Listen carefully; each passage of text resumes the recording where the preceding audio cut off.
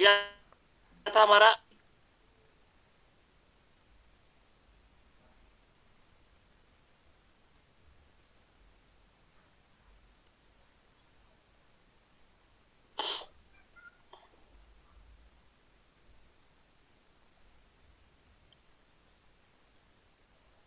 Okay, आज हमारा topic very important topic and that is criminal investigation.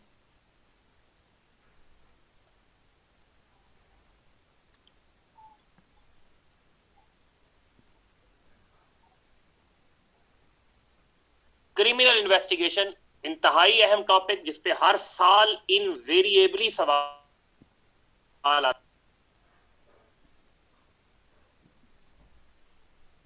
Investigation क्या होती है? क्रिमिनल इन्वेस्टिगेशन डेफिनेशन लिखें, फिर मैं इस पे आपको बताता हूं। क्रिमिनल इन्वेस्टिगेशन, अगर आपको याद हो, यस सेक्शन 3 है, we are discussing section 3। Criminal investigation, criminal investigation is a process of collection and analysis of evidence in order to identify the offender and prove his guilt in the court of law। Investigation में क्या होता है बुनियादी तौर पे, जब FIR register हो जाती है तो उसके बाद एफआईआर में लगाए गए एलिगेशंस को वेरीफाई करने के लिए, सब्सटेंशिएट करने के लिए इन्वेस्टिगेशन होती है। Are you getting my point students?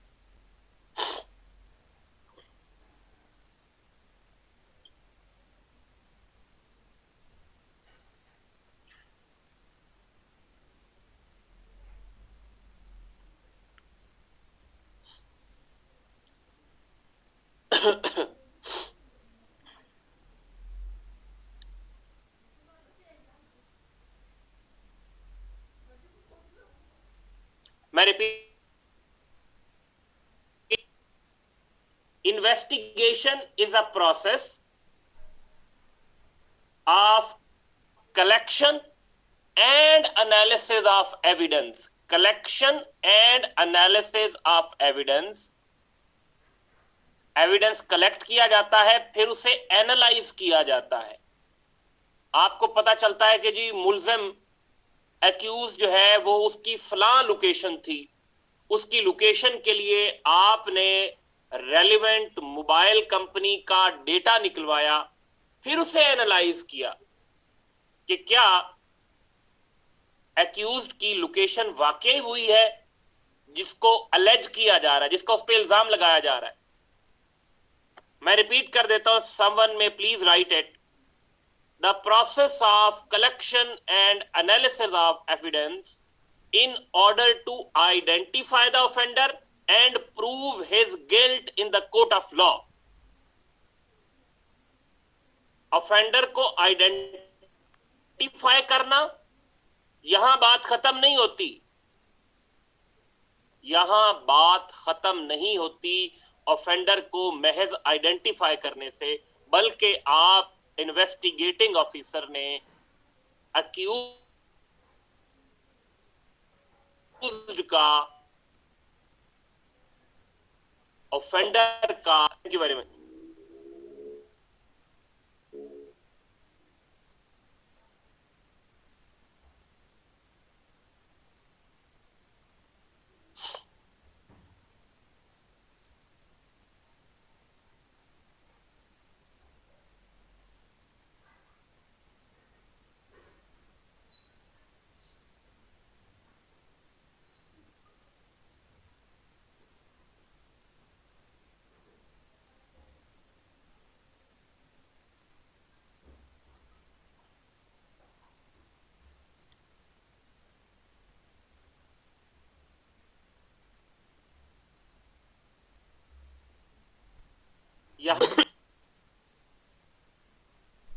No question?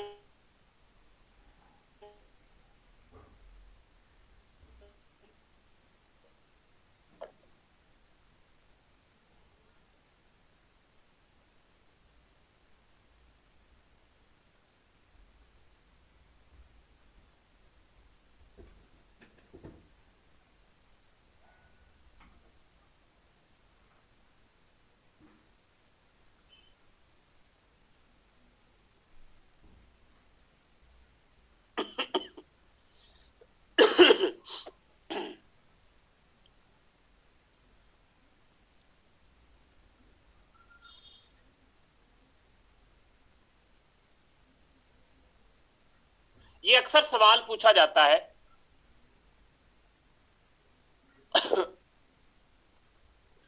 कि what are the principles of investigation, investigating officers को कौन से प्रिंसिपल्स को फॉलो करना चाहिए, what are the principles of investigation.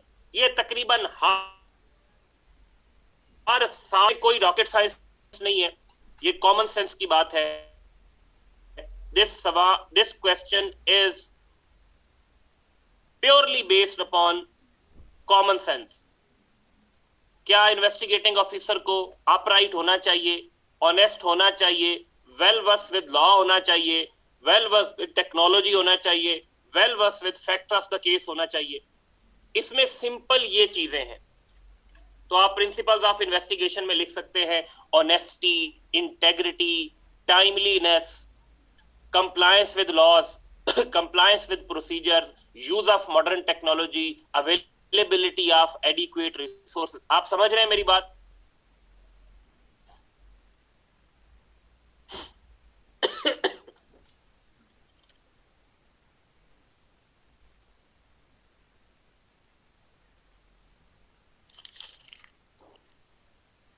अगर आपको इसमें कोई क्लैरिटी चाहिए तो I will explain it, otherwise we will proceed further.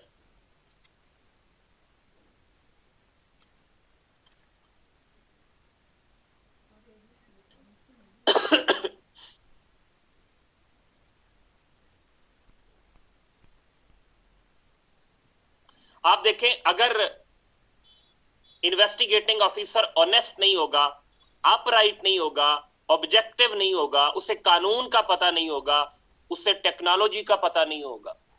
Case है साइबर क्राइम का और मोहम्मद बूटा एएसआई तफ्तीश कर रहा है, जिसको साइबर की सी का भी पता नहीं है कि वो होता क्या है, जिसने कभी सारी जिंदगी कंप्यूटर नहीं चलाया, जिसने सारी जिंदगी मोबाइल नहीं यूज किया, तो क्या वो इन्वेस्टिगेशन कर सकता है?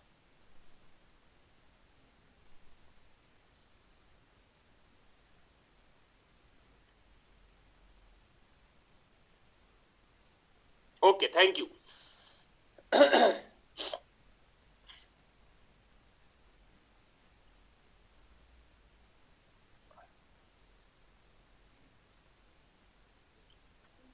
हमारा अगला टॉपिक है, हाँ, दो तीन चीजें।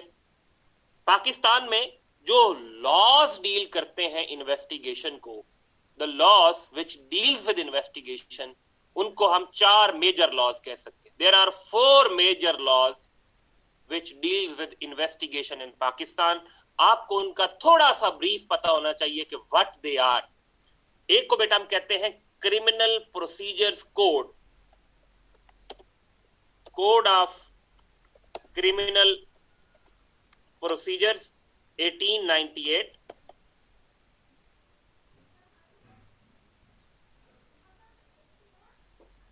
उसके बाद है police rules 1934।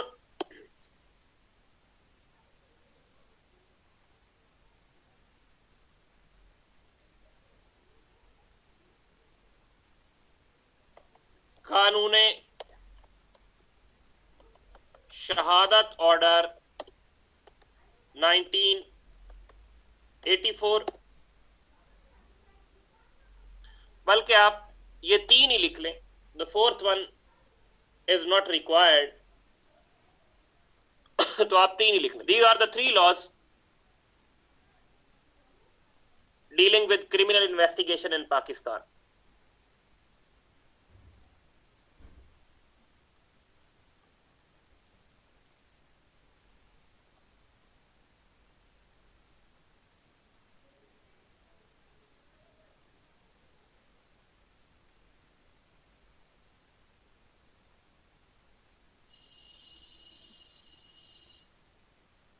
Fourth one is police order 2002। लेकिन मसला ये है कि पुलिस ऑर्डर 2002 सिर्फ पंजाब में है, केपीके में पुलिस एक्ट 2017 है, बलोचिस्तान में और है, सिंध में और है, तो आप कंफ्यूज हो जाएंगे, इसलिए मैंने चौथा कानून नहीं बताया।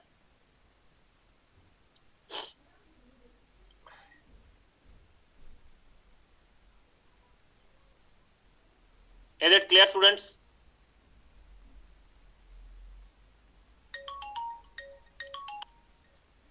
Students just give me a second, एक इंपॉर्टेंट कॉल है, तो जस्ट गिव।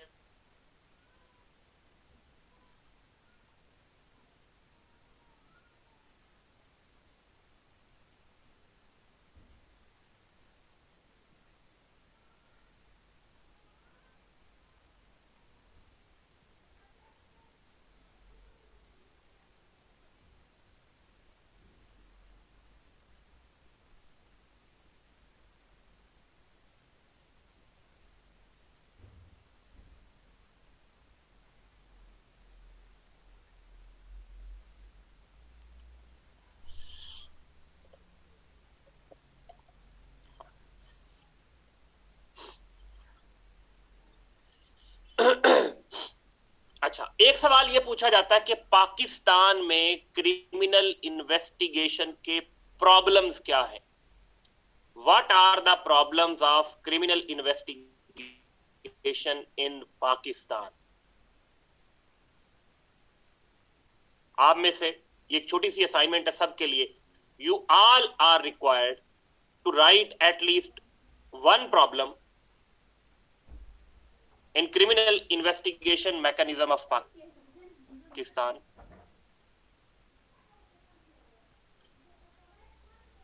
आप लोग अपना अभी तक हम जो डिस्कस कर चुके हैं उस पे बेस करके एक एक प्रॉब्लम, अभी आपने यहां शेयर नहीं करना, आप अपने तौर पे लिख ले जी।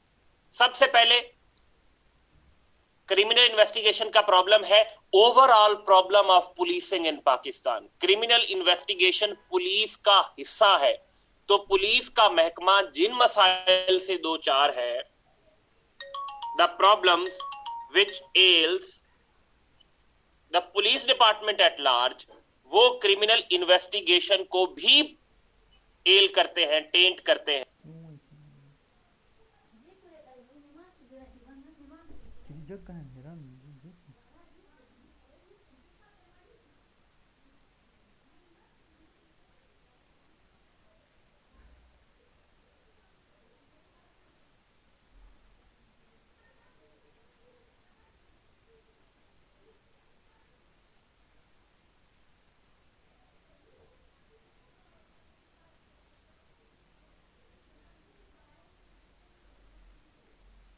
स्टूडेंट्स मैं टाइप कर देता हूं, overall problems of policing in Pakistan. Overall problems of policing in Pakistan. देखिए ना, पुलिस डिपार्टमेंट के जो मसाइल है, पुलिस में करप्शन है तो इन्वेस्टिगेशन में भी करप्शन है, पुलिस में शॉर्टेज ऑफ रिसोर्सेज है तो इन्वेस्टिगेशन में भी शॉर्टेज ऑफ रिसोर्सेज है। तो ये प्रॉब्लम है। जो प्रॉब्लम पुलिस के हैं, इन्वेस्टिगेशन का फंक्शन उससे इम्यून नहीं रह सकता। अच्छा, अगला problem, the next problem is low conviction rate. Low conviction rate, police officer investigation करके किसी शख्स को ऑफेंडर डिक्लेयर कर देता है और इन्वेस्टिगेशन की क्वालिटी ऐसी होती है कि उस पे कन्विक्शन, अदालत कन्विंस नहीं होती। आप अक्सर सुनते होंगे, आप में से शायद किसी ने पढ़ा सुना हो कि अदालतें अक्सर, in most of the cases, the courts point fingers toward faulty investigation.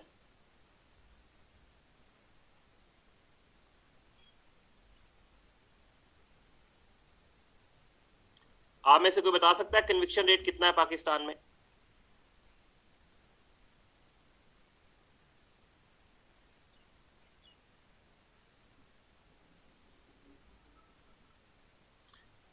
lack of coordination between police and prosecution.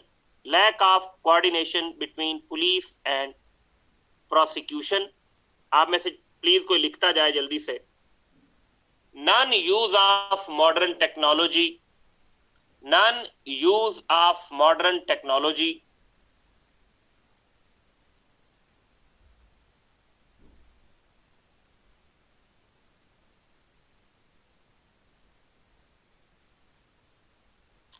corruption,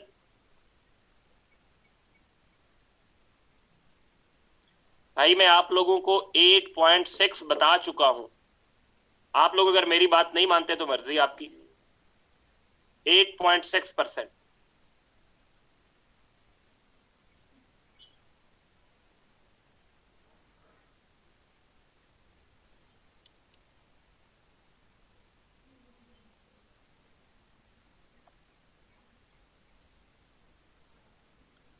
ये मैंने जो 2 पॉइंट्स लिखे हैं, इफ समवन में राइट इट प्लीज, आप में से कोई लिख दे।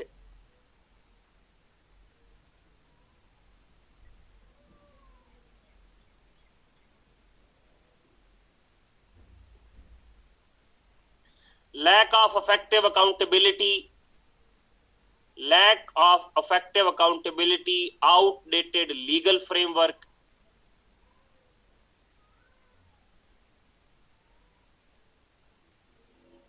lack of expertise,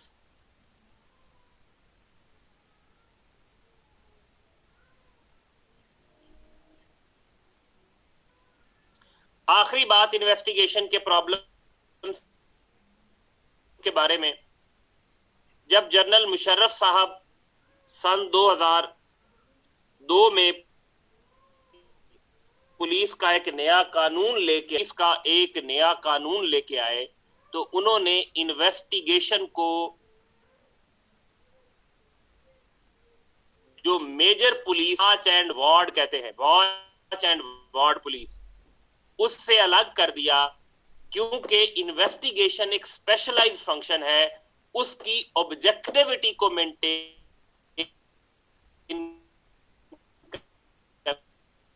करने जो जनरल पुलिसिंग है उसको अलहदा कर दिया। ये एक अच्छा स्टेप था, लेकिन उससे क्या हुआ कि एसएचओ की अथॉरिटी कम हो गई, डीपीओ की अथॉरिटी कम हो गई, तो फिर क्या हुआ कि प्रैक्टिकली दोबारा इन्वेस्टिगेशन और यानी तहफ़्फ़ुज़ देना, जो पुलिस जानो माल का तहफ़्फ़ुज़ करती है, गश्त करती है, प्रिवेंटिव एक्शंस लेती है, उससे अलहदा कर दिया गया। 50 लोग लगोगे तो किससे चलेगा? तो आप लिखें non separation of investigation from watch and ward, non separation of investigation from watch and ward. बेटा बात समझ आई?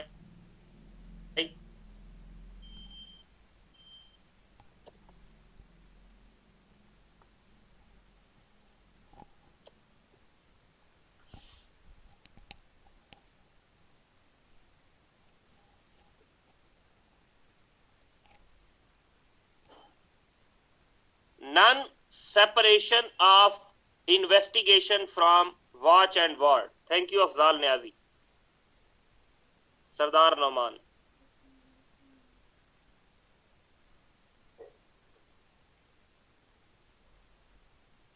बेटा क्लियर है यहां तक?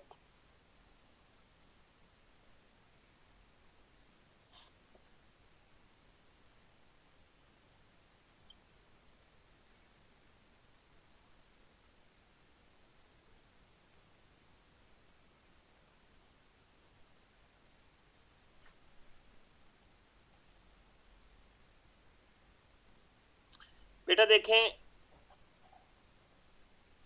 एक एसएचओ थाने का इंचार्ज होता है, वो एक शख्स पे किसी की से रिश्वत लेके पर्चा दे देता है कि फलां ने अगवा किया, फलां ने चोरी की। अब इन्वेस्टिगेटिंग ऑफिसर भी उसके अंडर ही है, उसके मातहत है, तो वो एफआईआर देने के बाद इन्वेस्टिगेशन अपनी मर्जी की करवाएगा। तो SHO who is registering an FIR is also a party in investigation. वो इन्वेस्टिगेशन में खुद एक इंटरेस्टेड पार्टी है। तो मुशर्रफ साहब के दौर में ये इनिशिएटिव लिया गया कि अगर एसएचओ गलत एफआईआर दे रहा है तो इन्वेस्टिगेटिंग ऑफिसर उसके अंडर ना हो बल्कि इंडिपेंडेंट हो, और अगर गलत एफआईआर हुई है तो वो उसकी तफ्तीश, उसकी इन्वेस्टिगेशन ठीक करे। उससे क्या हुआ? इन्वेस्टिगेशन इंडिपेंडेंट हो गई, ऑब्जेक्टिव हो गई, लेकिन एसएचओ की पावर्स कम हो गई। इस चीज को खत्म कर दिया गया, रोल बैक कर दिया गया, और investigation has been again placed under the supervision of SHO. आप बात समझ आई बेटा या नहीं आई? गंदगी नहीं करो यार, नहीं करो।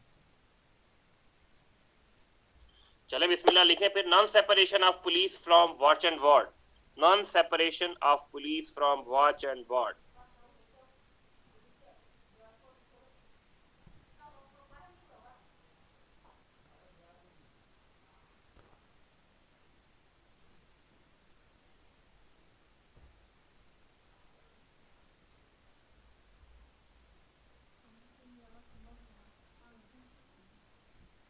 छोड़ दो या फिर रात को तुम लोगों के पीछे घूमना पड़ता है कंबल धो के। कंबल वहाँ हुआ तो क्या हुआ?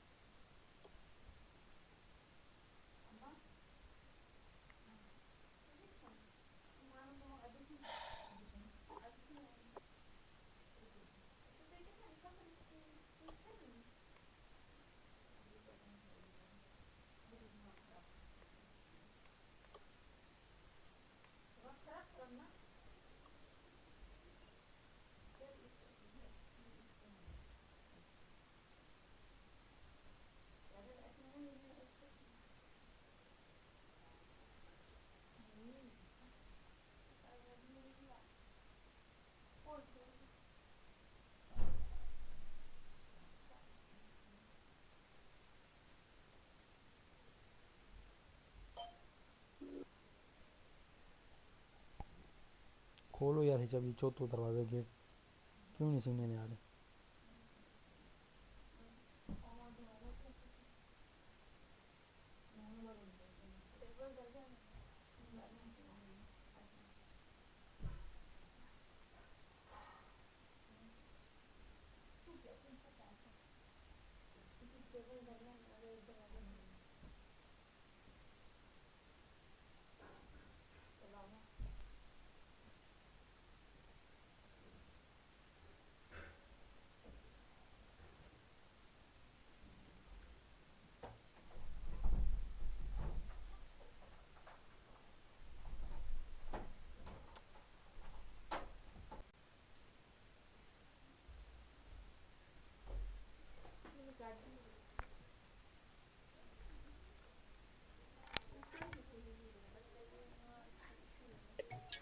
उसके बाद ये क्वेश्चन बनता नहीं है।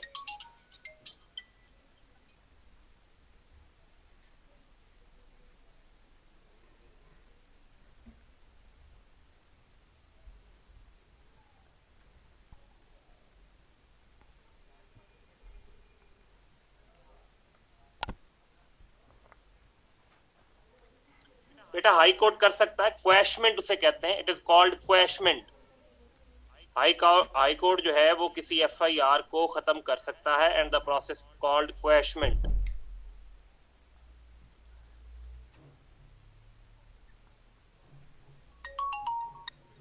हेलो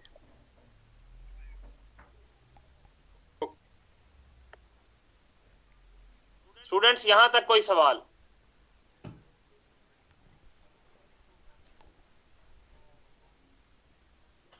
बेटा .9 क्या था और 10 क्या था? शारिक इकबाल, .9 क्या था, 10 क्या था? कोई मुझसे शेयर कर दे। What was .9 and 10?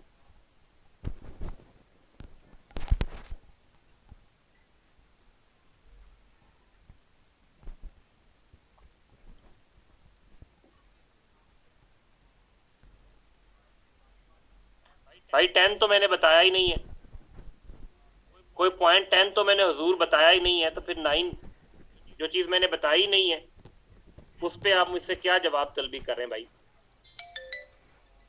जो चीज मैंने बताई नहीं उस पे आप क्या जवाब तलबी कर रहे हैं? ये तो ज्यादती है।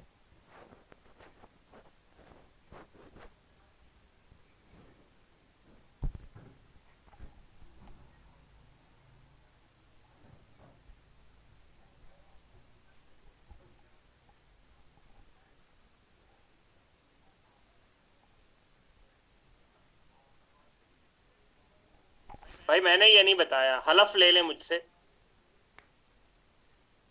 मैंने बिल्कुल ऐसा नहीं बताया।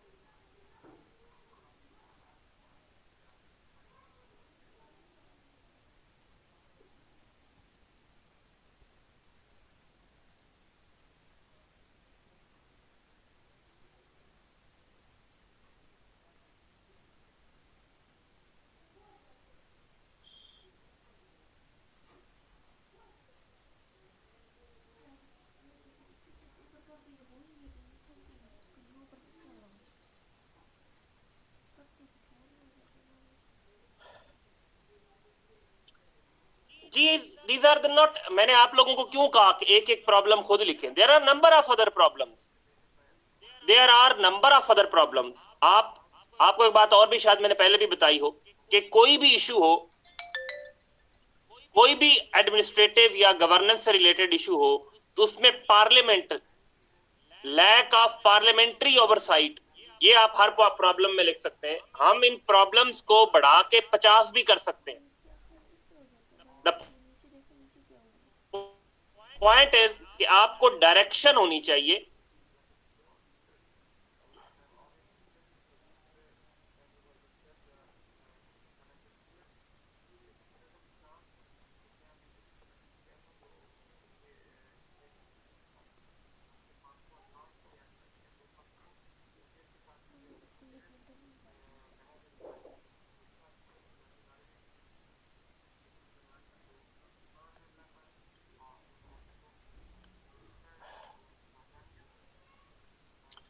स्टूडेंट्स, अगला हमारा टॉपिक है forensic investigation. The next topic is forensic investigation. Forensic investigation क्या है? It is use of modern technology in the course of investigation.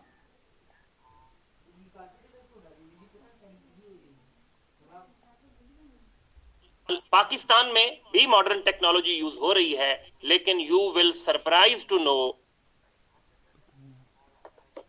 जी मैं स्लो हो जाता हूं।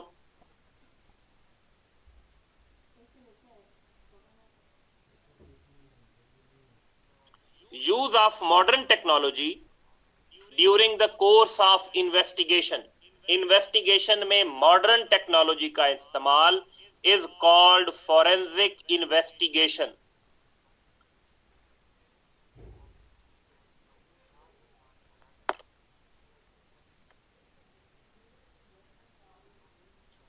आप मुझे बताएं कि इन्वेस्टिगेशन का अल्टीमेट ऑब्जेक्टिव क्या होता है? इन्वेस्टिगेशन का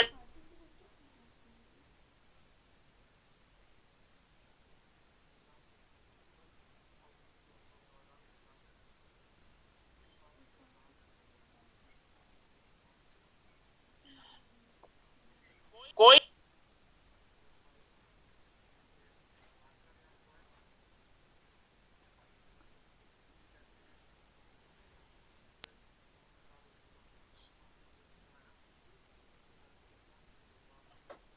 इन्वेस्टिगेशन का अल्टीमेट ऑब्जेक्टिव क्या होता है? To establish the guilt in the court of law. आप अच्छी से अच्छी इन्वेस्टिगेशन कर लें, उसे कोर्ट में ही ना प्रूव कर सके, तो of what use it is. जगह मिल गई तो ऊपर आएगा ना, जगह ऊपर। फिर इसका मेरी बात समझ रहे हैं? फॉरेंसिक इन्वेस्टिगेशन में is the use of modern technology during the course of investigation. तो करते हैं, लेकिन हमारी अदालतें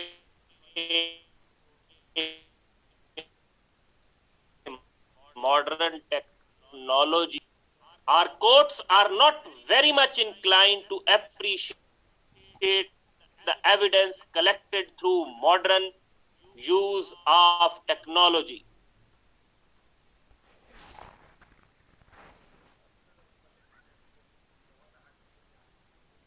हमारे दैट इज कॉल्ड 4 कानून शहादत ऑर्डर 1984। इस कानून के आर्टिकल नंबर 164 के तहत ये कानून गोरा बना गया था। ये बुनियादी तौर पे एविडेंस एक्ट था, रीफ्रेज कर दिया इस्लामी।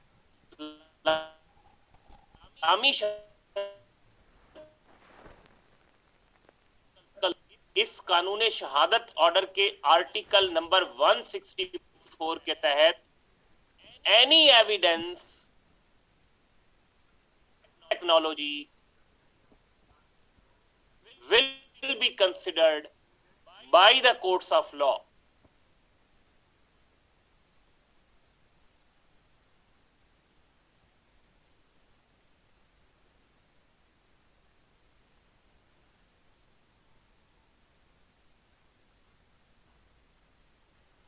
बोल रहे एक बार।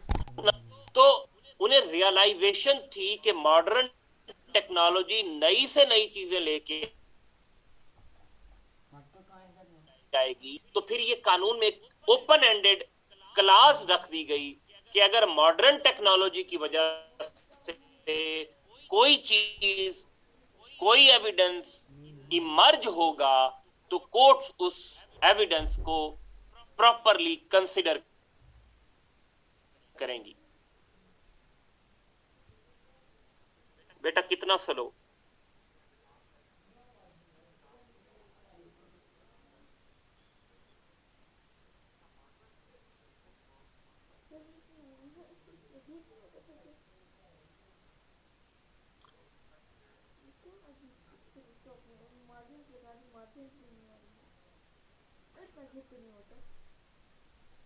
ख़वातीनो हजरात, लेकिन हुआ क्या, 1990s में पाकिस्तान में बैंकिंग सेक्टर प्राइवेटाइज होना शुरू हुआ। बैंक जो पहले सरकार की मलकियत में थे, तो बैंकों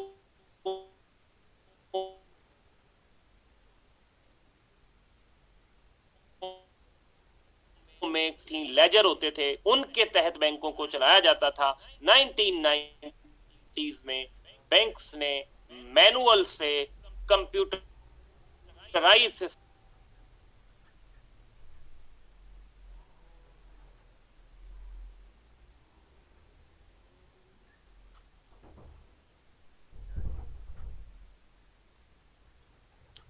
प्लीज उस पर फोकस करें। आपको मैं बार बार कहता हूं, आप लोग बिला वजह डी ट्रैक करते हैं। थोड़े से आप लोग मैच्योर हो जाए। जो बात मैं कर रहा हूं, अगर मैं ये टॉपिक कंप्लीट कर लूं, उसमें कोई चीज रह जाए, फिर आप पूछना, आप पूछ सकते हैं। आप बात करते हुए अगर कोई चीज पूछेंगे, इसका मतलब है जो मैं बात कर रहा हूं वो आपके लिए इंपॉर्टेंट नहीं है। और मैं आपको एक बात थोड़ी बड़ी ऑनेस्टली बता दूं कि what I am telling you,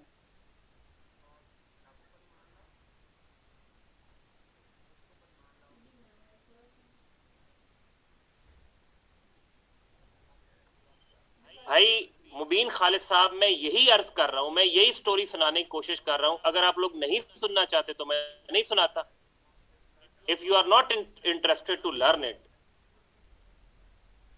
अगर 4 क्लासों के बाद में आपको एक सवाल करें, एक दफा मुझे बात कंप्लीट कर लेने दिया करें, उसके बाद आप सवाल करें। मैं आपका सवाल का जवाब ना दूं तो बात आपको, अगर मैं तो मेरा पढ़ाने का कोई फायदा नहीं, फिर मैं नहीं पढ़ाता यार। मैं आपके बैच को नहीं पढ़ाता, आप किसी और से पढ़ लें।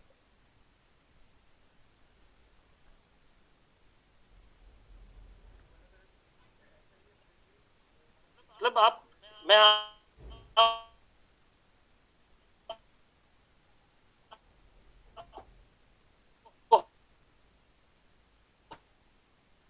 हर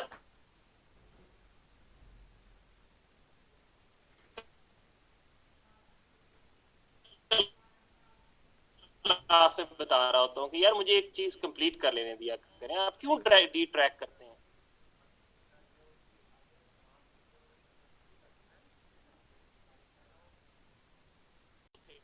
थे तो यंग स्टाफ, अब जो मैनेजर बैठा है बैंक का,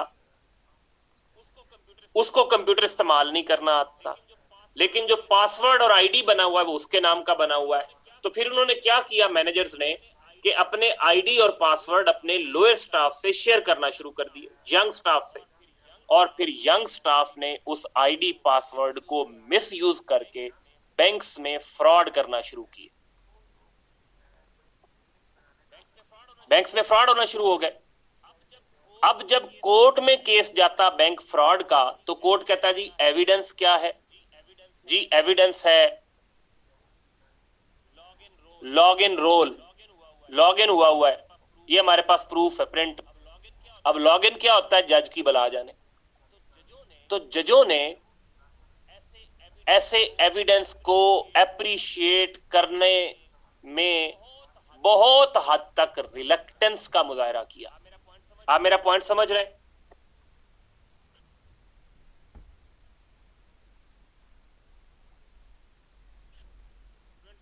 Students, have you got my point? The courts were found reluctant to appreciate the evidence। फिर 2002 में इसी प्रॉब्लम्स को मद्देनजर रखते हुए एक नया लॉ आया जिसका नाम था ETO 2002, इलेक्ट्रॉनिक ट्रांजैक्शंस ऑर्डिनेंस 2002।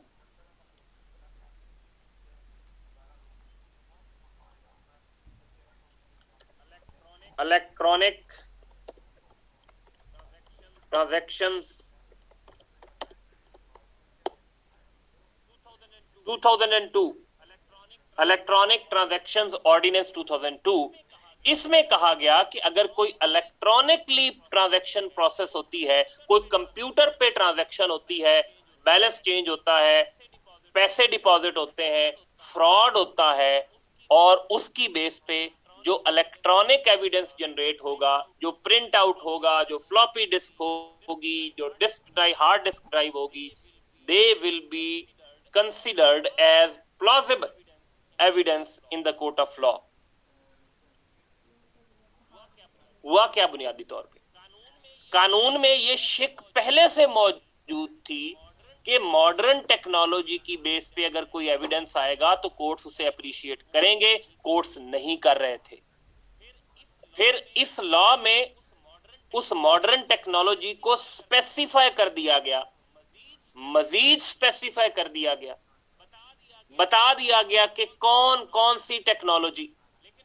लेकिन प्रॉब्लम ये होता है कि जो जजेस होते हैं they are primarily law graduates, वो कानून के लोग होते हैं, वो आईटी एक्सपर्ट नहीं होते, साइंटिफिक एक्सपर्ट नहीं होते। तो अपनी साइंटिफिक अंडरस्टैंडिंग ना होने की वजह से वो ऐसे एविडेंस को अप्रिशिएट नहीं करते।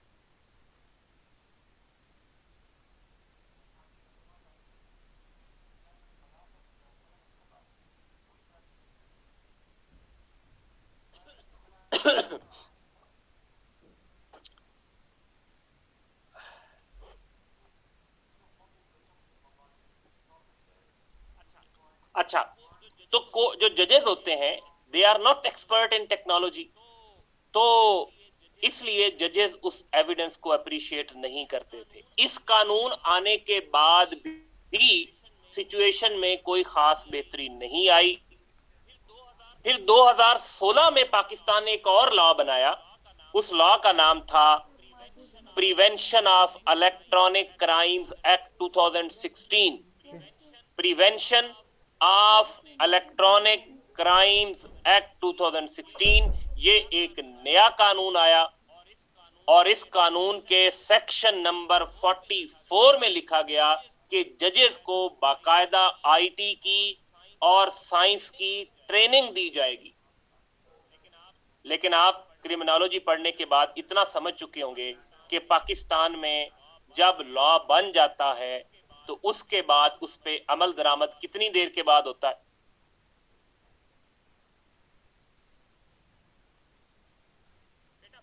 बेटा 44, सेक्शन 44। आप मेरी बात समझ रहे हैं?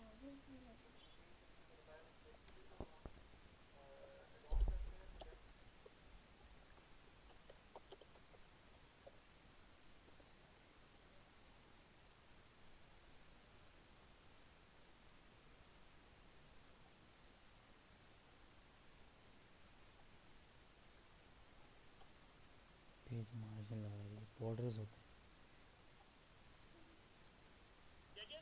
जजेस विल बी ट्रेन्ड, जजेस की ट्रेनिंग होगी ताकि वो उनके पास कोई एविडेंस आए तो वो उस एविडेंस को समझ सकें कि ये कॉम्पैक्ट डिस्क क्या होती है, ये आपकी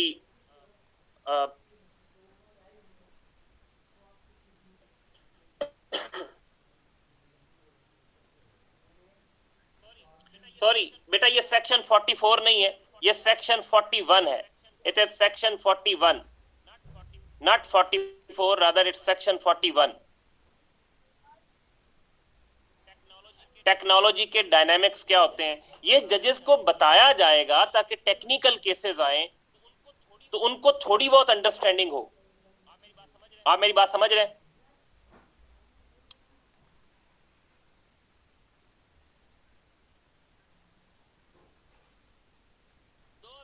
दो 2016 में कानून आ गया।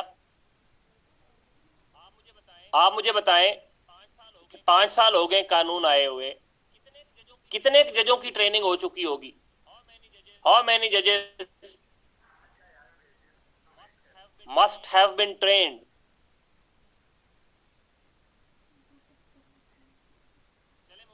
चले मुबारक हो, इतनी तो क्रिमिनोलॉजी की आपको समझ आ गई है। आप इतना क्रिमिनोलॉजी को समझ चुके हैं, दैट्स गुड।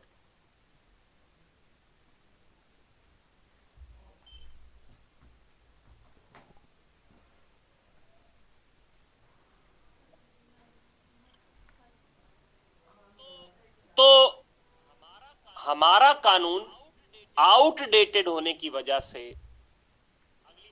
अगली बात मैं आखिरी बात कर रहा हूं और ये बहुत अहम बात है, ये आपने याद रखनी है। कानून आउटडेटेड होने की वजह से और जजेस की टेक्नोलॉजी की एप्रिसिएशन ना होने की वजह से पाकिस्तान में साइंटिफिक एविडेंस को वो वैल्यू नहीं मिलती जो दुनिया के दूसरे मुल्कों में मिलती है।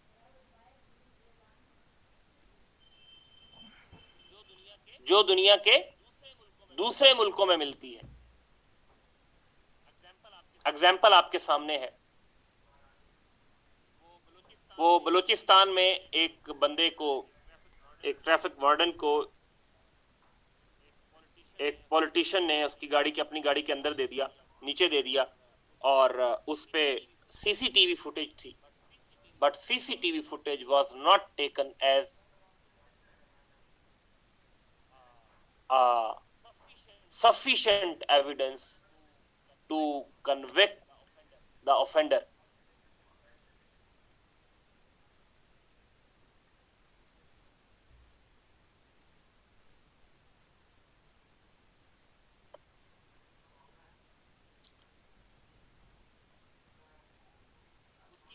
उसकी वजह यह है कि हमारे यहाँ जो सबसे अहम एविडेंस है, जो सबसे जरूरी एविडेंस है, दैट इज आक्यूलर एविडेंस, चशमदीद गवाह। आक्यूलर एविडेंस, चशमदीद गवाह, उसकी टेस्टिमनी की, उसकी गवाही की बुनियादी अहमियत है, बाकी गवाहियों की उतनी अहमियत नहीं है।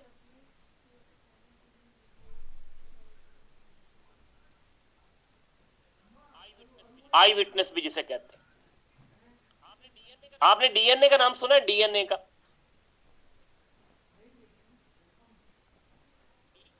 डीएनए कितना एक ऑथेंटिक होता है आपके ख्याल में?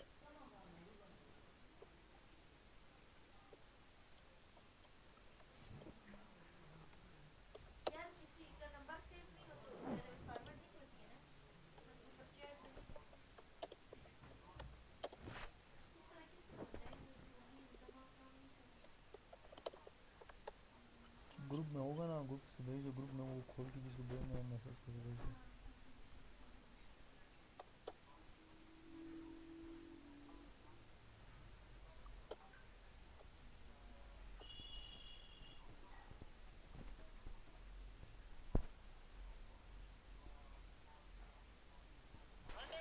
हंड्रेड परसेंट, दुनिया में 100% समझा जाता है।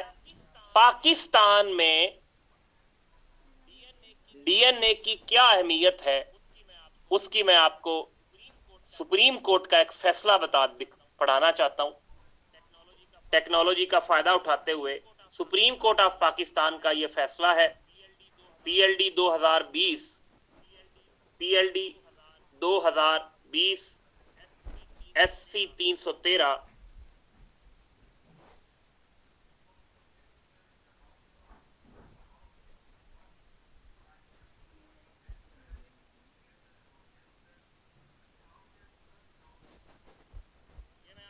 ये मैं आपसे शेयर कर रहा हूं।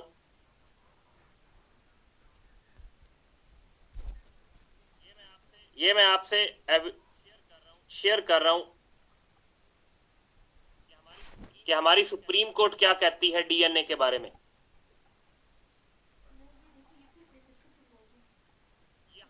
यहां से अगर ये मैंने इसे, ये पाकिस्तान लॉ साइट है, ये हाईलाइट नहीं होती, ये यहां से जहां लिखा हुआ S376/1 जहां मेरा कर्सर है, हमारी सुप्रीम कोर्ट कहती है DNA testing and matching not a requirement of law where rape has been established, it is not necessary to conduct a DNA test to determine that the semen retrieved from the victim's body and saliva was of the accused. DNA testing was not required under such circumstances. यानी rape जैसे case में DNA is not requirement of law.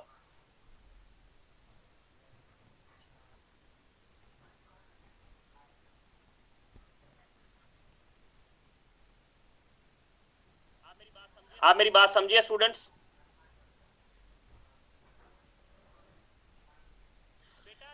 बेटा जो conviction हुई वो ocular account पे हुई, DNA is a कराबोरेट। वो कहते हैं करवा लें तो ठीक है, ना करवाएं तो कोई ऐसी मजबूरी नहीं है।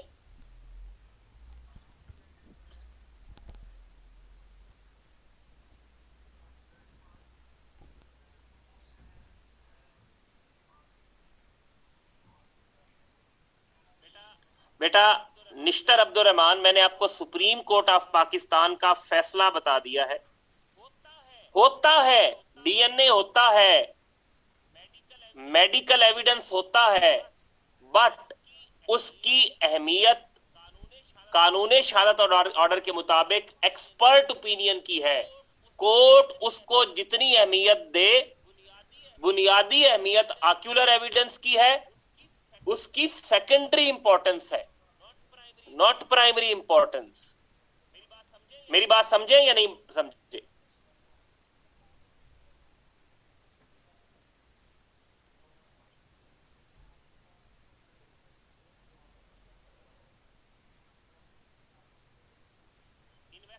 इन्वेस्टिगेशन एविडेंस पे होती है, लेकिन अदालत जिस चीज को सब से दी गवाह, इवन डीएनए जैसे टेस्ट की भी सेकेंडरी इंपॉर्टेंस है, secondary importance, not primary importance. ये जो मैंने केस बता रहा हूं ना, PLD 2020 supreme court 313 latest case है। इसमें एक रेप का केस है और उसमें डीएनए नहीं मैच करता, लेकिन उसके बावजूद कन्विक्ट कर दिया गया है। हुसैन शाह आई विटनेस झूठा ही होता है, आई विटनेस अगर झूठा ना हो तो एक क्रॉस एग्जामिनेशन में 1 मिनट में उड़ जाए। 99.9% केसेस में आई विटनेस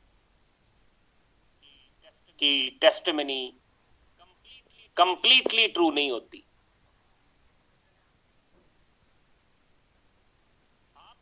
आपको एक और एग्जांपल बताऊं, आपको एक और एग्जांपल बता देता हूं जल्दी से।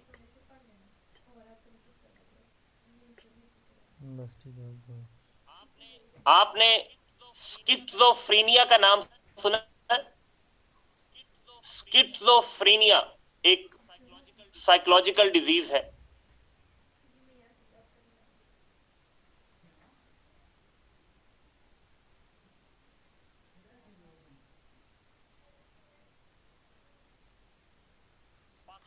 पाकिस्तान की सुप्रीम कोर्ट ने 2016 में कहा कि ये मेंटल डिजीज ही नहीं है।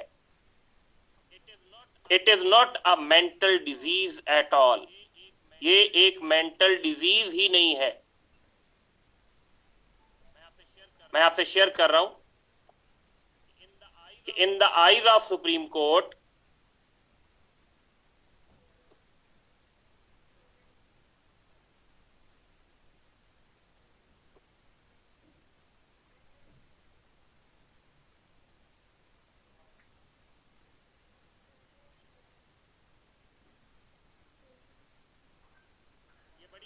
ये बड़ी इंटरेस्टिंग बात है। ये अगर आप देख सकते हैं,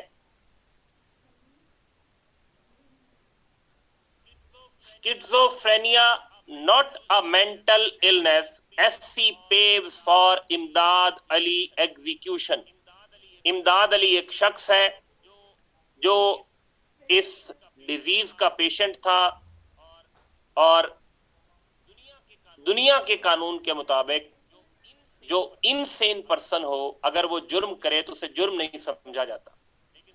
लेकिन सुप्रीम कोर्ट ने होल्ड किया कि पाकिस्तान की सुप्रीम कोर्ट ने कि स्किज़ोफ्रेनिया, मुझे ऑनेस्टली टेक्निकलिटीज का आइडिया नहीं है, I couldn't search about this disease, लेकिन जो मैंने सुना उसके मुताबिक it is a serious mental disorder. अब हुआ क्या, सुप्रीम कोर्ट ऑफ पाकिस्तान ने, जजेस के पास ये इख्तियार होता है कि अगर किसी टेक्निकल मैटर में उन्हें किसी की असिस्टेंस चाहिए हो तो वो ले सकते हैं, जिसको एमिकस कोराए कहते हैं। लाइक सुप्रीम कोर्ट के पास एक अकाउंटिंग का केस है, अकाउंटिंग से रिलेटेड केस है। अब जजों को तो अकाउंटिंग नहीं आती तो वो फिर किसी अकाउंटिंग एक्सपर्ट की असिस्टेंस लेंगे, हेल्प लेंगे, उसको कहते हैं एमिकस कोराए। एमिकस कोराए जिसका मतलब होता है friend of court, friend of court.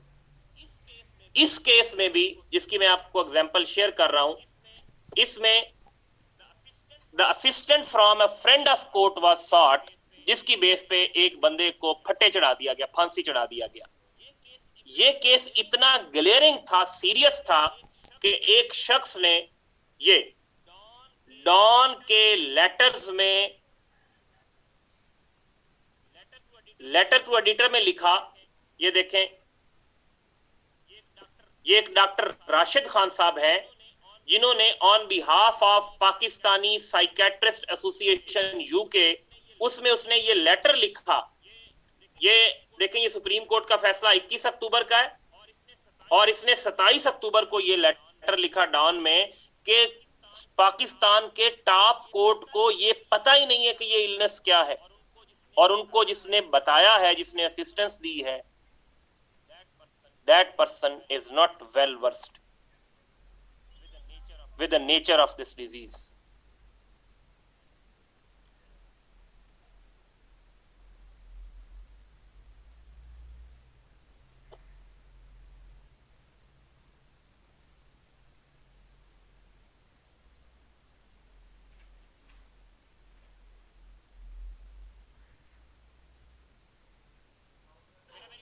बेटा मेरी बात समझ आई? On the face of it,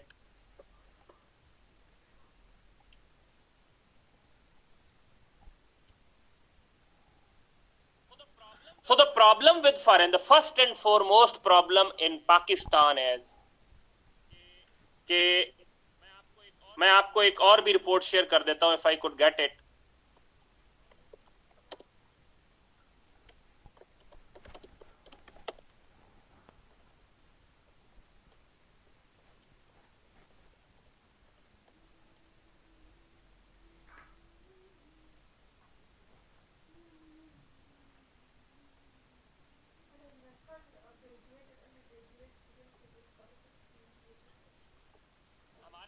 हमारे मुल्क में जो स्टडीज हुई हैं हमारे लो कन्विक्शन रेट पे, तो उसकी एक यही वजह है कि हमारी कोर्ट्स साइंटिफिक एविडेंस को अप्रिशिएट नहीं करती.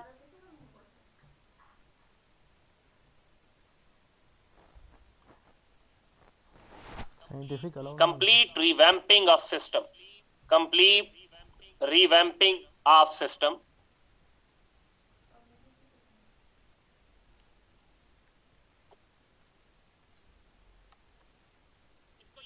इसको हम यही क्लोज करते हैं. ये मैं आपसे एक न्यूज रिपोर्ट शेयर कर रहा हूं. नेक्स्ट क्लास को आपने इससे पढ़ के आना है और नेक्स्ट क्लास में आप मुझे याद कराइएगा. मैं आपको बताऊंगा problems with forensic investigation in Pakistan. Pakistan की फॉरेंसिक इन्वेस्टिगेशन में प्रॉब्लम क्या है. आपने सिर्फ ये रिपोर्ट पढ़ के आनी है, अपना नॉलेज जो आज की डिस्कशन है रिफ्रेश करके आनी है. अभी मैं आपको बताऊंगा कि पाकिस्तान में कौन कौन सी फॉरेंसिक टेक्निक्स यूज हो रही हैं. Which techniques are being used, which forensic investigation techniques are being used in Pakistan.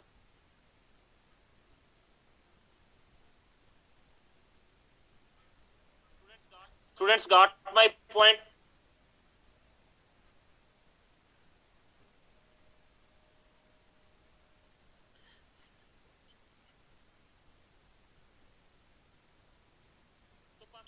तो पाकिस्तान में जो फोरेंसिक टेक्निक यूज हो रही हैं उसमें ऑडियो विजुअल एनालिसिस है. ऑडियो विजुअल एनालिसिस का मतलब होता है कि अगर कोई ऑडियो या वीडियो बनी हो तो लेबोरेटरी ये बता देती है. अच्छा, पाकिस्तान में एक पंजाब फोरेंसिक साइंस लेबोरेटरी है जो state of the art, the most modern laboratory है. एक नेशनल फोरेंसिक साइंस लेबोरेटरी है जो इस्लामाबाद में है, लेकिन अभी वो फुली फंक्शन नहीं हुई. पंजाब फोरेंसिक लैब में ये सहूलतें अवेलेबल हैं. ऑडियो विजुअल एनालिसिस, जिसमें आप कोई ऑडियो या वीडियो दें तो वो उसको प्रोसेस करके ये बता देंगे कि क्या ये ऑडियो जेन्युइन है या फेक है. ऑडियो विजुअल एनालिसिस के बाद है students digital forensic. Digital forensic क्या होता है कि अगर किसी स्टोरेज डिवाइस से डेटा डिलीट हो जाए तो ये लेबोरेटरी उस डेटा को रिकवर करने में आपकी हेल्प करती है. By use of technology, the deleted data can be recovered from storage device. उसके बाद है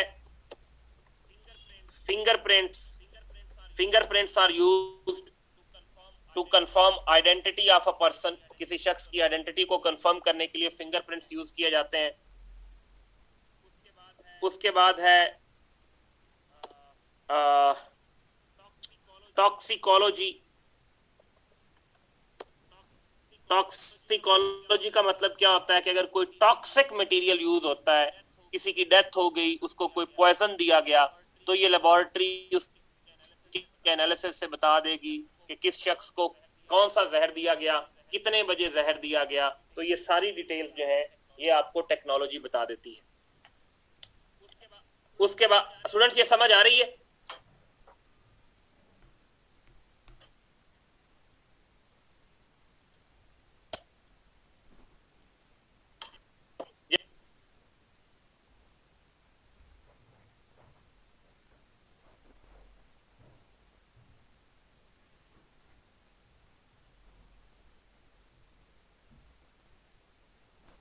देखा ला तो पता ही आई जो और क्या पता है तो और क्या पता है यार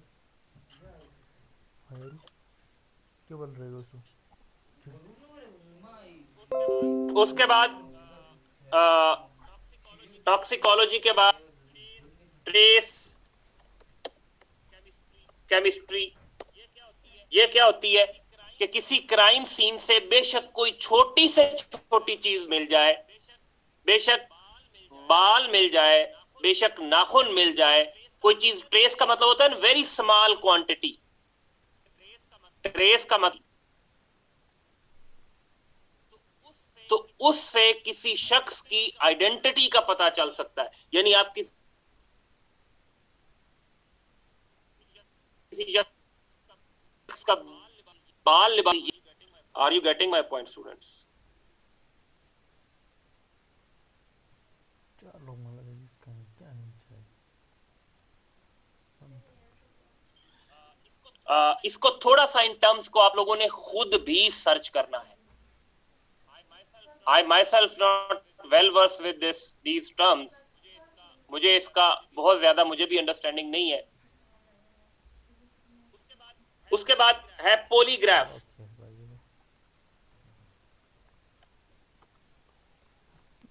भाई नेट चला नहीं चला।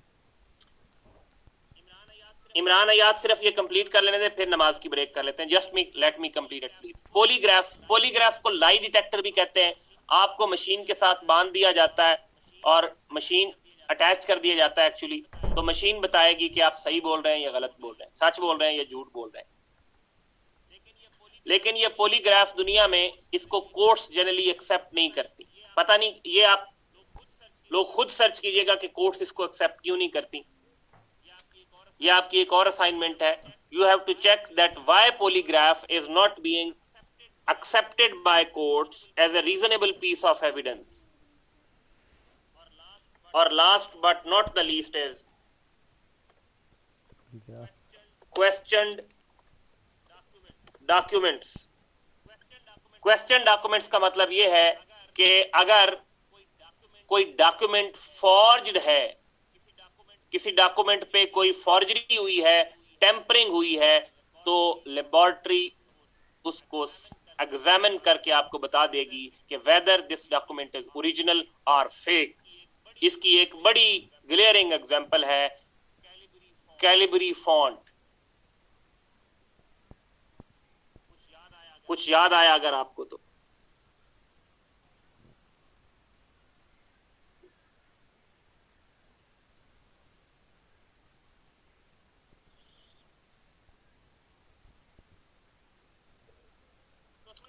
तो students, these are instruments of modern technology. ये मॉडर्न टेक्नोलॉजी के इंस्ट्रूमेंट्स हैं फॉरेंसिक इन्वेस्टिगेशन के। तो अभी ब्रेक कर लेते हैं नमाज की 10 मिनट की, और इंशाल्लाह 10 मिनट के बाद कंटिन्यू करेंगे।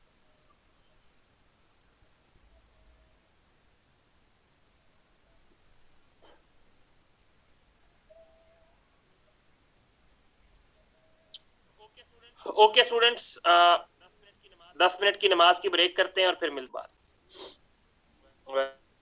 Welcome back.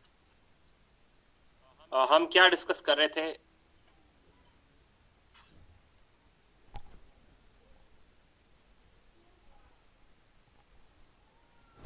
हम फॉरेंसिक इन्वेस्टिगेशन डिस्कस कर रहे थे। स्टूडेंट्स, अगला हमारा जो टॉपिक है, ये टॉपिक अभी तक एग्जामिन नहीं हुआ, इम्तिहान में इस पे सवाल नहीं आया। तो चूंकि पहले इस पे इम्तिहान में सवाल नहीं आया, तो इस दफा इस पे सवाल आने के काफी चांसेस हैं।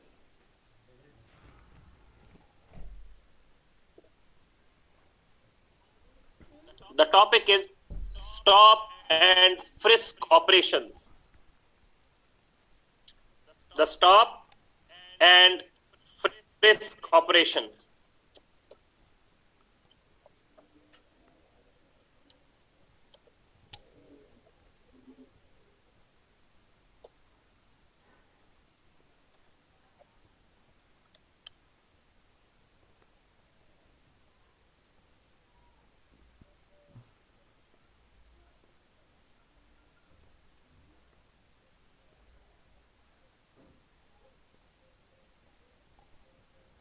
Stop and frisk operations.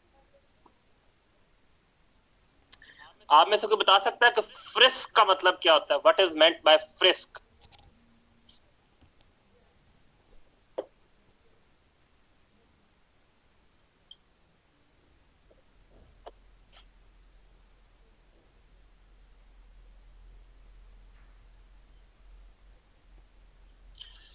जी, तो जनाब स्टॉप एंड फ्रिस्क का मतलब होता है जब पुलिस रैंडमली किसी को रोक के उसकी तलाशी लेती है।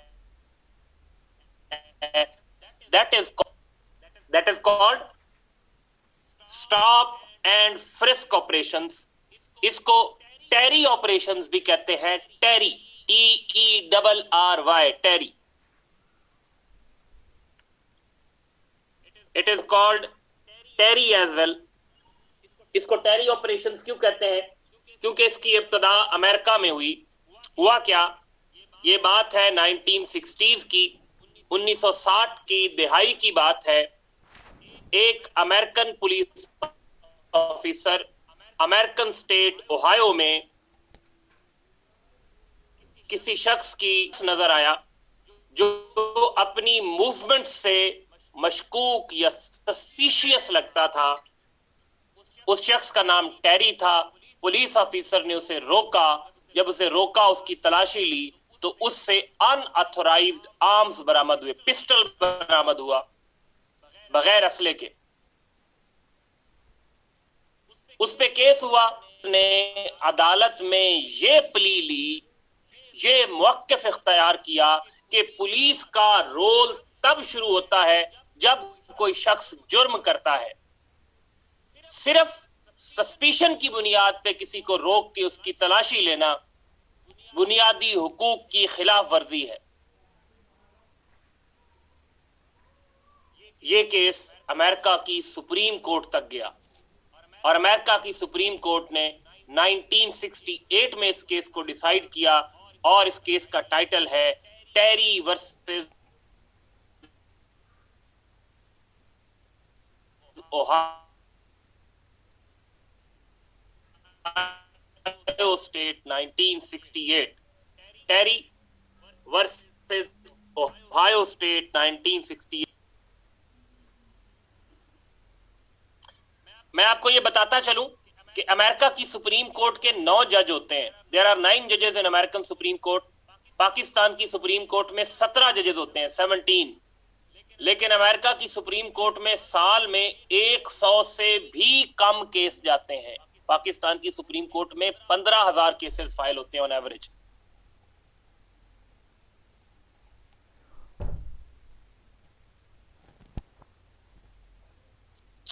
इसका मतलब है कि ये केस इंतहाई बुनियादी अहमियत का हामिल था, जिसकी वजह से ये अमेरिका की सुप्रीम कोर्ट तक ये केस गया। केस का टाइटल मैं आपको फिर बता देता हूं, टेरी वर्सेस ओहायो स्टेट।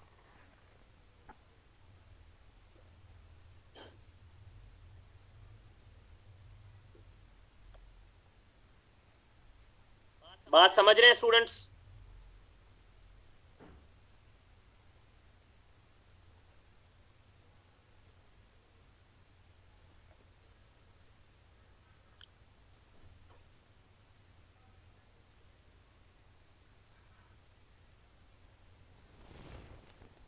जी, तो कीर अब्बासी ने बिल्कुल सही लिखा, टेरी वर्सेस ओहायो स्टेट 1968, 1968।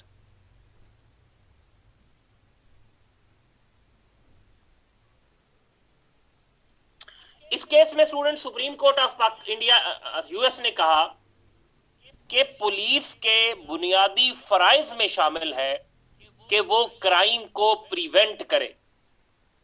अगर पुलिस ये इंतजार करती रहे कि कोई शख्स जुर्म करेगा, क्राइम कमिट करेगा तो पुलिस हरकत में आएगी, इस तरह से पुलिस अपने फंक्शंस प्रॉपरली डिस्चार्ज नहीं कर सकेगी। मुल्क में लॉ एंड ऑर्डर की सिचुएशन खराब हो जाएगी। पुलिस अपना जो बुनियादी रोल है protection of life and property का, उसको डिस्चार्ज नहीं कर सकेगी।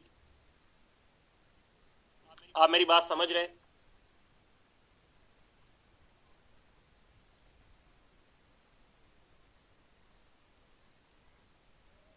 बेटा यहां तक बात क्लियर है? तो इस बात की पुलिस को इजाजत मिल गई कि पुलिस किसी शख्स को रोक के सस्पिशन की बुनियाद पे, शक की बुनियाद पे उसकी तलाशी ले सकती है। ये है कहानी सारी।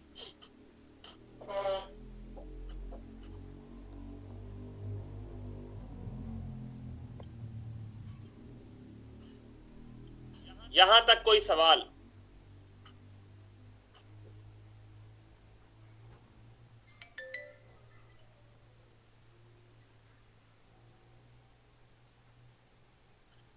बेटा पाकिस्तान में भी इसको स्नैप चेकिंग कहते हैं, इसको रैंडम चेकिंग कहते हैं। जब पुलिस किसी शख्स को रोक के, आपको पुलिस के नाके पे जाते हुए, कहीं किसी बिल्डिंग में एंटर करते हुए पुलिस आपको रोकती है, आप पैदल जा रहे हो, आप बाइक पे जा रहे हो, गाड़ी पे जा रहे हो, पुलिस आपको रोकती है। और पुलिस को इस तरह रैंडमली रोक के चेकिंग की इजाजत पुलिस ऑर्डर 2002 का सेक्शन 125 देता है। Under section 125 of police order 2002, the police official is authorised to randomly search any person.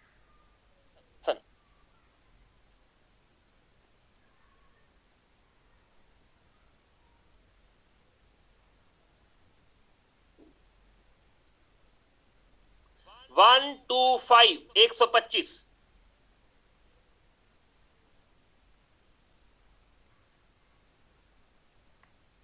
लेकिन लेकिन लेकिन स्टूडेंट्स, लेकिन आप में से मेजॉरिटी लोगों का जब कभी ऐसा वास्ता पड़ा हो पुलिस से, जब पुलिस ने आपको रैंडमली रोक के सर्च किया हो, तो आपका एक्सपीरियंस कैसा होता है? Generally how is your experience?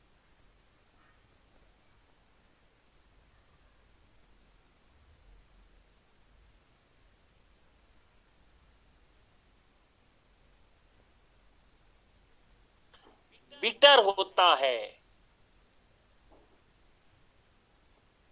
बुरा होता है, आपको अच्छा नहीं लगता।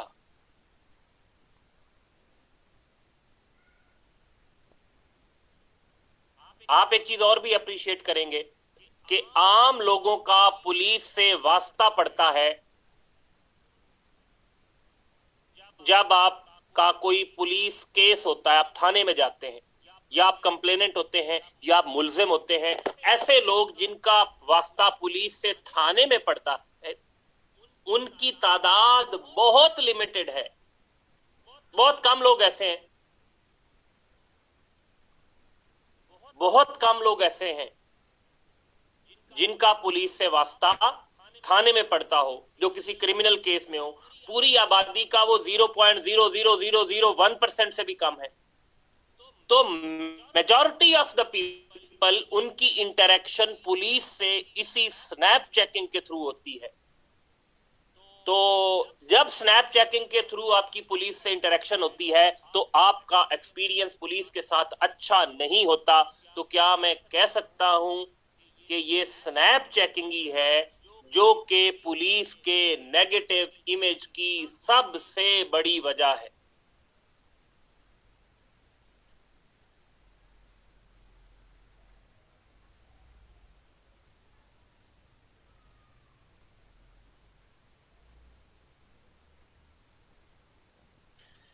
इसी डिस्कशन को बेस बनाते हुए हम we will discuss features of stop and frisk operations in Pakistan. Stop and frisk operations लिख लें या स्नैप चेकिंग लिख लें।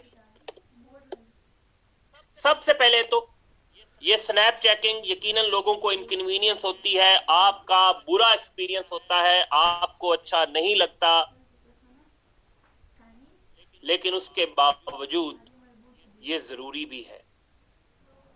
अगर पुलिस इस तरह लोगों को ना रोके, कोई डिटेरेंस ना हो तो आपके मुल्क में जराइम पे काबू पाना मुश्किल हो जाए।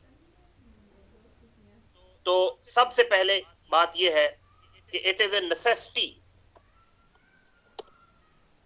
फॉर लॉ एंड ऑर्डर, ये कानून की एक जरूरत है, अमन कायम रखने के लिए एक जरूरी चीज है, इसकी जरूरत है।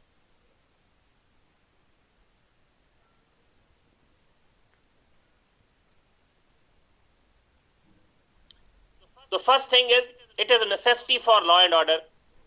The second thing is it is authorized by law. ये कानून भी इसकी इजाजत देता है। नंबर 3,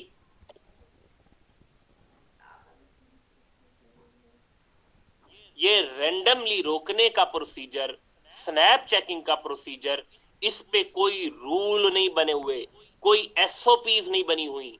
किसको रोकना है किसको नहीं रोकना, ये वहां जो पुलिस का ऑफिशियल, लोअर रैंक ऑफिशियल खड़ा है, ये उसकी जिम्मेदारी है। तो आप उसकी डिस्क्रेशन है, उसकी सवाबदीद है। तो आर्बिट्रेरी, ये आर्बिट्रेरी प्रोसीजर है। नंबर 4,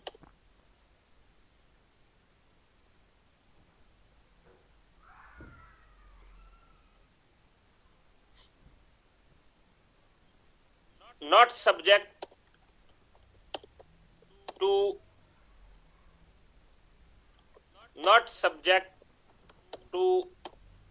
फॉर्मल एसओपीज, इस पे कोई एसओपीज नहीं है,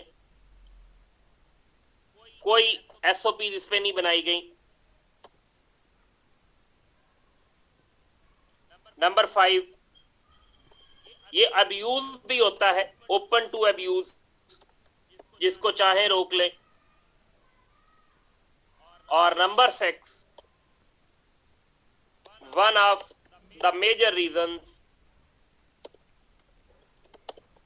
of negative image of police, police के मनफी इमेज की भी एक बहुत बड़ी वजह ये स्टॉप एंड फ्रिस्क ऑपरेशन है।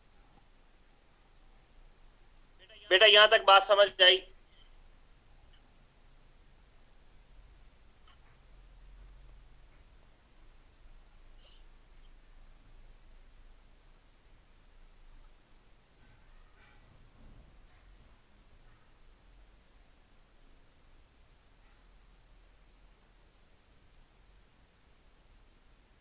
बेटा अब्यूज होता है ना, अब्यूज होता है।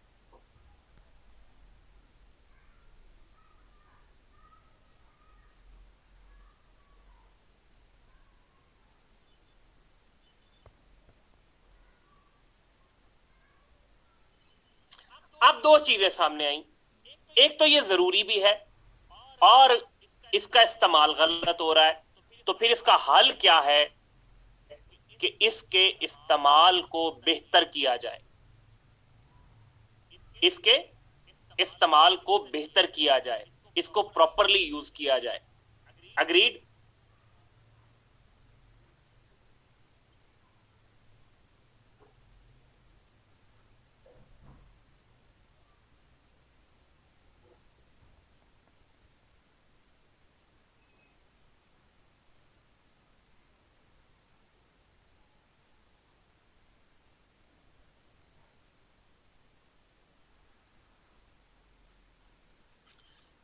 तो फिर measures to reform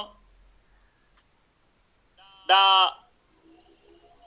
process of snap checking in Pakistan, the mechanism of snap checking suggest कर सकते हैं, वो मैं लिखता जाता हूं। अगर आपको समझ ना आए तो आप मुझसे पूछ लीजिएगा। सबसे पहले तो फ्रेमिंग ऑफ एसओपीज, इस पे आप प्रॉपर एसओपीज फ्रेम करें कि आप किसको रोकेंगे, कब रोकेंगे, उसका प्रोसीजर क्या होगा, प्रॉपर एसओपीज हो।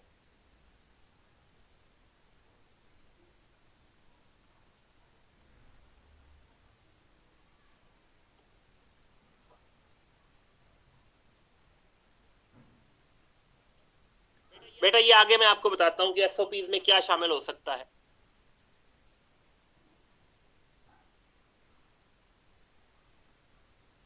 आई विल एक्सप्लेन इट, थोड़ा सा होल्ड करें। नंबर 2, होता क्या है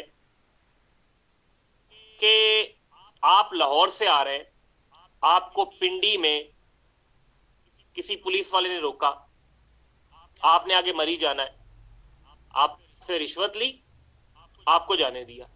अब उस वक्त आप क्या कर सकते हैं? आप कहां कंप्लेंट लॉन्च करेंगे?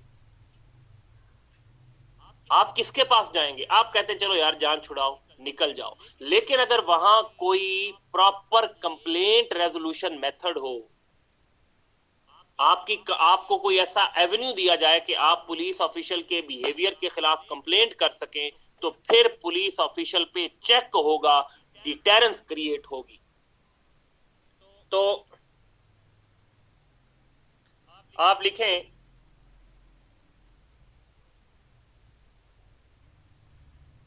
Introduction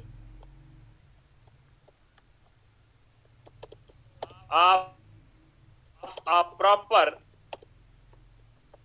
complaint resolution mechanism for redress of complaints against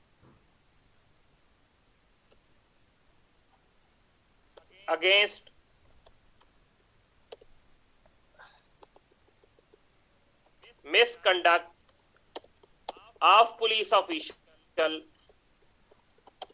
during snap checking। ये पॉइंट समझ आया आप लोगों को? ये मैंने टाइप भी कर दिया है।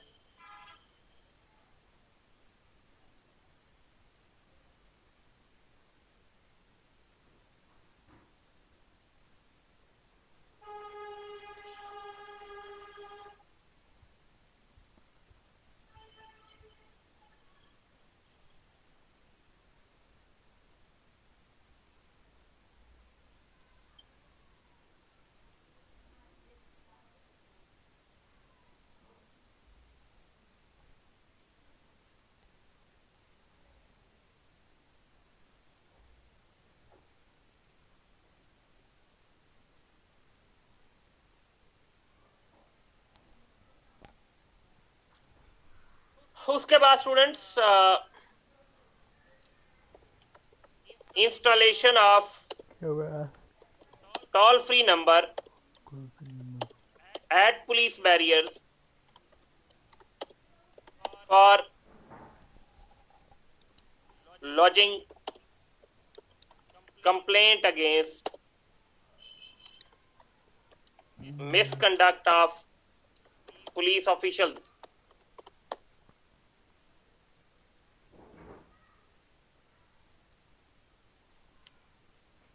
ये पॉइंट समझ आया?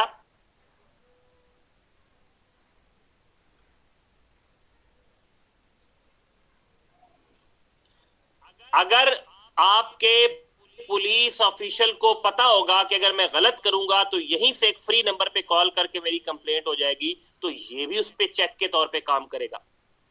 बात समझ आई students? Next point is installation of cameras,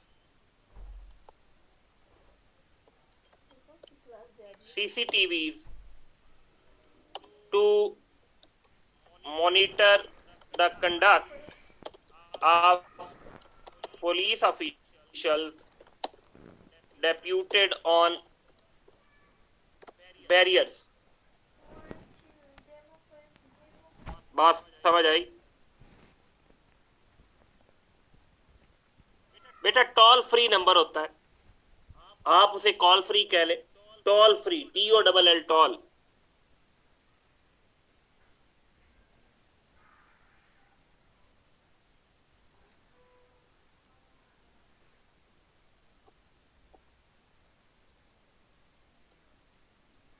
अगला point, surprise visits of higher police officers at the places of checking, at the place of checking. अगर पुलिस के जो आला अफसरान हैं वो पीरियोडिकली उस जगह को विजिट करते रहेंगे तो फिर भी लोअर ऑफिसर्स के लिए इस तरह से एक्सेसेस कमिट करना मुश्किल हो जाएगा।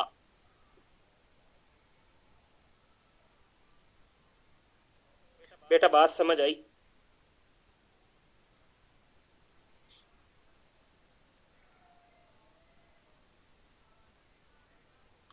आप मुझे अगली बात बताएं स्टूडेंट्स, आप अपनी बाइक पे जा रहे हैं या गाड़ी पे जा रहे हैं, आपको एक पुलिस ऑफिशियल रोकता है, आपको सल्यूट मारता है और आपको कहता है कि सर ये मेरी ऑब्लिगेशन है, ये मेरी ड्यूटी है कि मैंने आपको चेक करना है, अगर आप प्लीज बुरा ना मनाएं तो अपनी बाइक या गाड़ी साइड पे लगाएं और I have to search you and your vehicle और वट एवर इट इज, तो आपको कैसा लगेगा?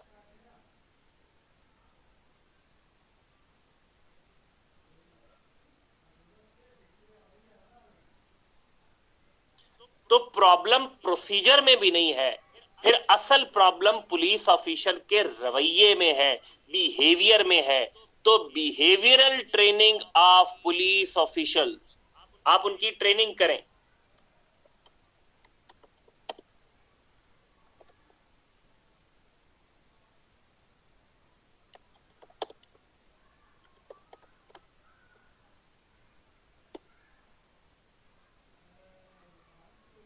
उसी पे आ रहा हूं मोहसिब खालिद, में उसी बात पे आ रहा हूं।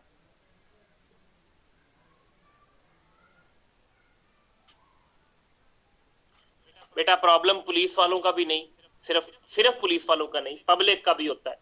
किसी बड़े बंदे को अगर पुलिस रोक ले, किसी लैंड क्रूजर वाले को, किसी बड़े सरकारी अफसर को, तो वो 1 मिनट में कहता है मैं तुम्हारी अभी वर्दी उतरवा दूंगा, अभी वर्दी उतरवा दूंगा, अभी ये कर दूंगा, अभी वो कर दूंगा। एट मेनी अ टाइम्स ये जो पुलिस वाले आपको जालिम नजर आते हैं, ये बेचारे कभी आप उनकी साइड पे देखें तो ये एक इंतहाई मुश्किल नौकरी है पुलिस की। They are vulnerable, duty timings, odd hours, lack of job security, फिर वो बेचारे मरते भी हैं, शहीद भी नहीं होते, तमगे भी नहीं मिलते, घर भी नहीं मिलते।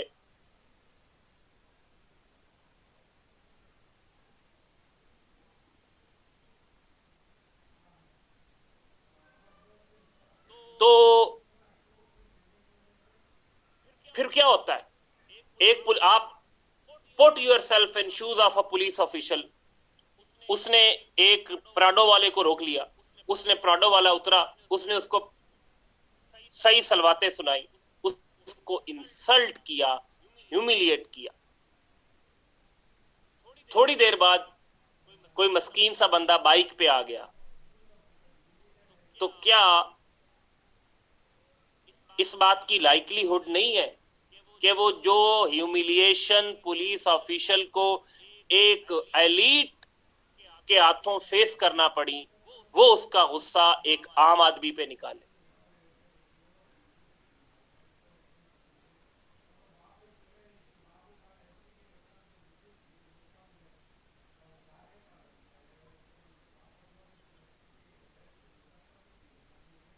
तो इसके लिए बेटा जरूरी है कि आप पब्लिक को भी एजुकेट करें। तो आप लिखें education of the public at large, education of the public at large about the necessity of snap checking,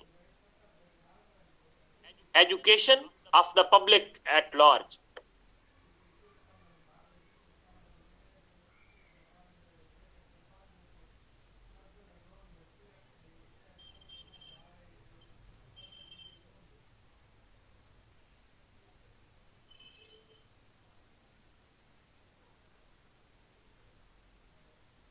बेटा क्लियर है यहां तक?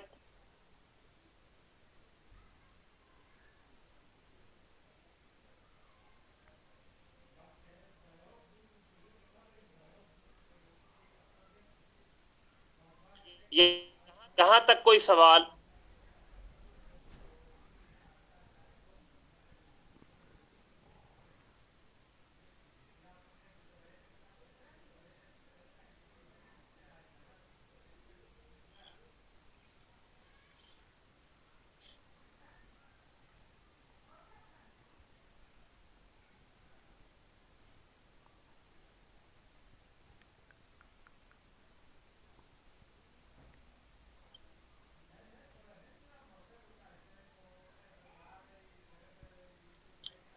नहीं बेटा, नाकाबंदी जरूरी नहीं होती, बगैर नाकाबंदी के भी स्नैप चेकिंग हो सकती है, लेकिन जनरली नाकाबंदी पे होती है, ज्यादातर नाकाबंदी पे होती है। इसके अलावा पुलिस रैंडम भी, आपको कहीं जाते हैं, आप रोड पे जा रहे हैं, पुलिस अफसर को शक पड़ता है कि आपके पास कोई इलीगल इक्विपमेंट है, कोई ड्रग्स है, कोई हथियार है, तो पुलिस आपको रोक सकती है। That is also snap checking.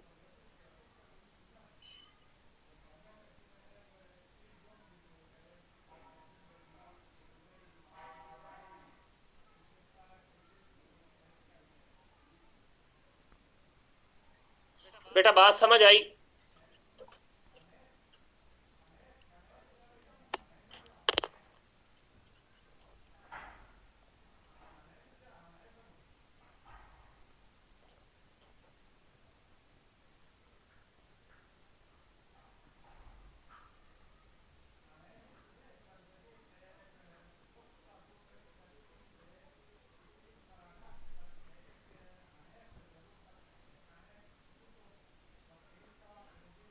Mohammad Waleed Sajjad, हमारा जो मोटर व्हीकल ऑर्डिनेंस है उसके तहत जरूरी है, मोटर व्हीकल ऑर्डिनेंस के तहत, वैसे नहीं है।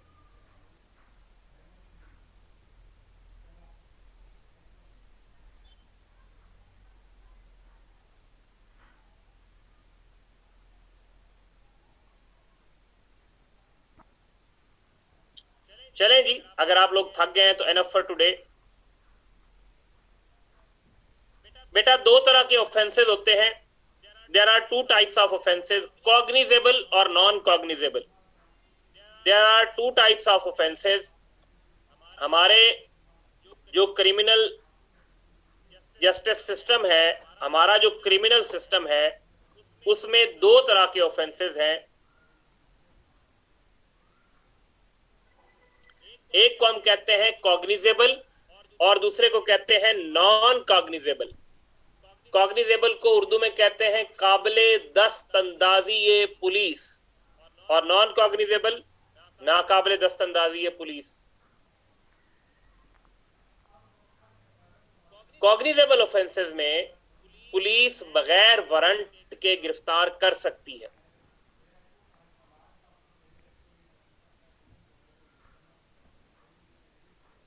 टेरी वर्सेस ओहायो स्टेट में पुलिस ने एक शख्स को बगैर केस के, सिर्फ सस्पिशन की बुनियाद पे, सिर्फ शक की बुनियाद पे टेरी को तलाशी ली उसकी, और उससे हथियार बरामद हुए, उस पर केस रजिस्टर कर दिया।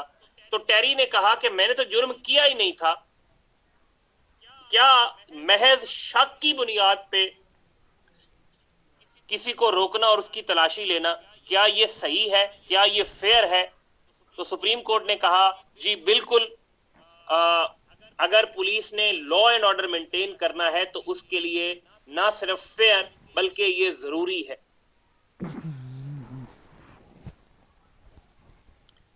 Any other question students?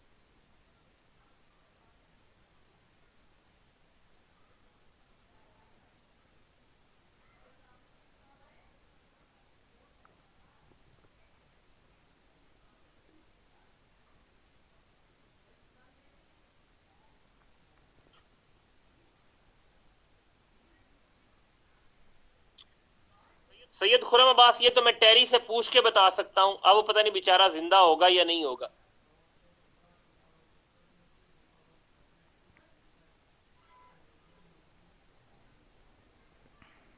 ऐसा है कि I am not aware of the laws pertaining to arms in USA, मुझे उसका आइडिया नहीं है बेटा।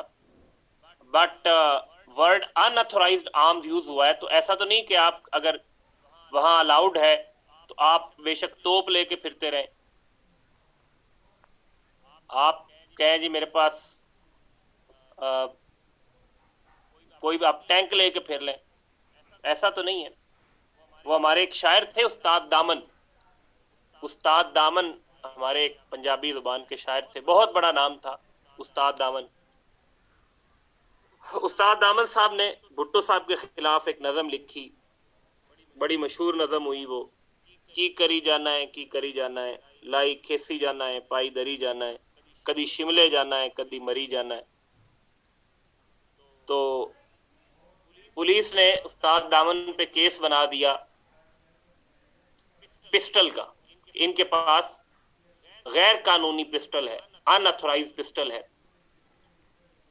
तो मैजिस्ट्रेट ने उस्ताद दामन से पूछा कि उस्ताद जी, आपके पास अनऑथोराइज्ड आर्म्स है, आपके पास गैर कानूनी पिस्तौल है। तो उस्ताद दामन ने कहा कि हजूर, मेरा घर छोटा है, अगर मेरा घर बड़ा होता तो पिस्तौल तो क्या, इन्होंने मेरे मेरे घर से टैंक बरामद कर लेना था।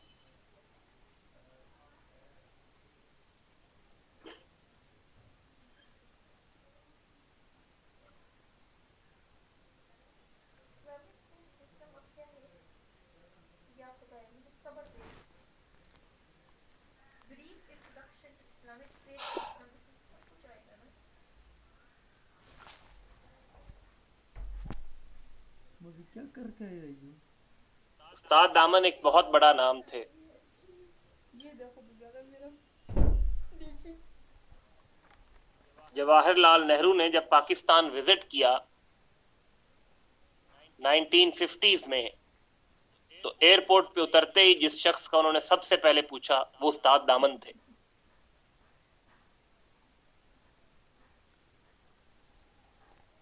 कैसे आधा सकता रहेगा बेटा, बकवास करके। आपको पता है आर्म्स का लाइसेंस, अगर आपके पास लाइसेंस है तो आप रख सकते हैं। इफ यू हैव लाइसेंस तो आप रख सकते हैं आर्म्स।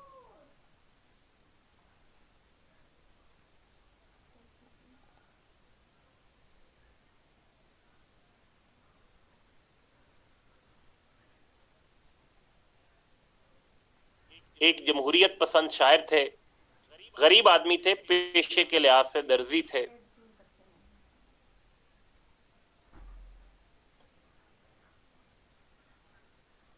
तो उन्होंने सब हुक्मरानों के खिलाफ लिखा, अयूब खान के खिलाफ लिखा। उन्होंने कहा पाकिस्तान दिया मौजा ही मौजा, जिथे वेखो फौजा ही फौजा, पाकिस्तान दे दो खुदा, अल्लाह ताला ते मार्शल्लाह।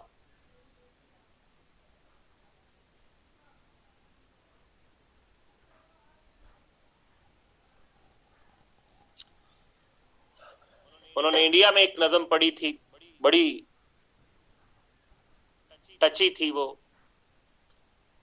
कि इंडिया में मुशायरा हुआ तो उसमें उन्होंने नज़म पढ़ी थी कि आज़ादियां दे हथों बदनाम यारो, होए तुसी भी हो, होए आज़ादियां दे हथों बर्बाद यारो, होए तुसी भी हो, होए असी भी हाँ,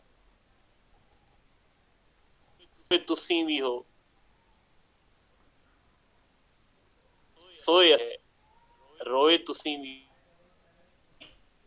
हो, रोए असी भी हाँ।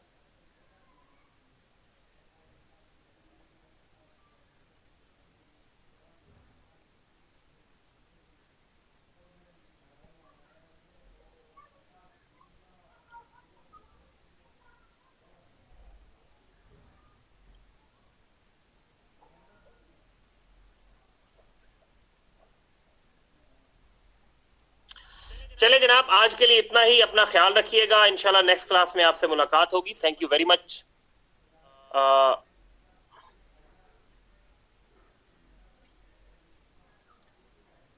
Thank you students, Allah Hafiz.